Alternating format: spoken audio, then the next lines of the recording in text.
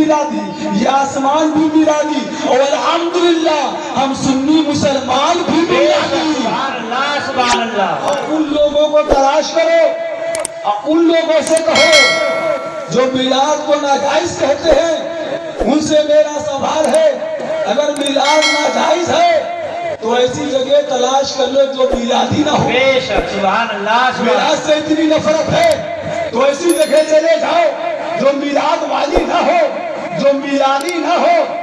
تو ایک عالم نہیں، دو عالم نہیں، تین عالم نہیں، 100 عالم نہیں، 200 عالم نہیں، 18,000 عالم کھنگال مانو۔ 18,000 عالم میں کوئی عالم ایسا نہ ملے گا جو عالم میلادی نہ ہو۔ کل کائنات میلادی ہے، کل کائنات نبی کے میلاد کے صدقے میں پیدا کی گئی۔ اعلیٰ حضرت ارشاد فرماتے ہیں وہ جو نہ تھے تو کچھ نہ تھا، وہ جو نہ ہو تو کچھ نہ ہو، وہ جان ہے جہان کی، ارے جان ہے تو جہان۔ بے شک سبحان اللہ سبحان اللہ۔ کچھ نہ ہو، سب کچھ مصطفیٰ کے صدقے میں، اور جو کچھ پیدا کیا گیا سنو مصطفیٰ سے پیدا کیا گیا۔ بے شک اللہ نے مصطفیٰ سے پیدا کر کے یہ بتا دیا جتنی چیزیں ہیں سب وسیلہ والی ہے، سب طفیلی ہے۔ ڈائریکٹ اللہ نے کچھ پیدا نہیں کیا، کچھ نہیں تھا، نہ زمین نہ سما، نہ مکی نہ مکان، نہ عرش فلک، نہ حور و نہ غلبہ، صرف وحدہ لا شریک کی ذات تھی اور کچھ نہیں تھا۔ اللہ نے جب کچھ پیدا کرنا چاہا، جب کچھ پیدا کرنا چاہا تو سب سے پہلے میرے نبی کے نور کو پیدا کیا، سبحان اللہ۔ میرے نبی کے نور کو پیدا کیا۔ جب رب نے اپنے نور سے میرے نبی کے نور کو پیدا کیا، رب نے چاہا اب عرش بنایا جائے، قلم بنایا جائے، کرسی بنایا جائے، تو رب نے ڈائریکٹ نہیں بنایا بلکہ اپنے حبیب کے نور کو 4 حصوں میں تقسیم کیا۔ ایک حصے سے عرش بنایا، ایک حصے سے کرسی بنایا، ایک حصے سے قلم بنایا، پھر ایک چوتھے حصے کو تقسیم کیا، اس سے یہ بنایا جنت بنایا، ایک سے فلا بنایا، ایک سے فلا بنایا۔ کہنے کا مطلب یہ ہے اللہ نے لوح و قلم کو بنایا، اللہ نے کرسی کو بنایا، اللہ نے عرش کو بنایا، تو نبی کے صدقے میں نبی کے نور سے بنایا تاکہ دنیا کو معلوم ہو جائے کہ اللہ کے بعد جو کچھ بنا ہے وہ مصطفیٰ کے صدقے میں بنا ہے، مصطفیٰ کے نور سے بنا ہے۔ پتہ یہ چلا کائنات میں جو کچھ پایا جا رہا ہے وہ ڈائریکٹ نہیں پایا جا رہا ہے، مصطفیٰ کے ذریعے پایا جا رہا ہے۔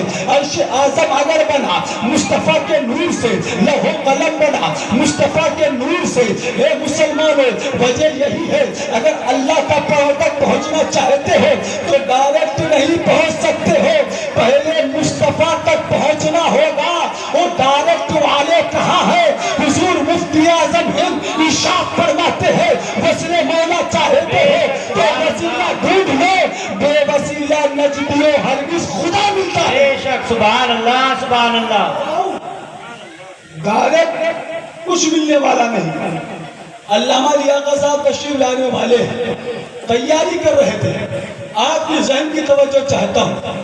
ڈائریکٹ اللہ سے کچھ ملنے والا نہیں، اگر اس پہ گفتگو کروں گا تو 1 گھنٹہ چلا جائے گا، لیکن اپنی تقریر کو میں سمیٹ رہا ہوں۔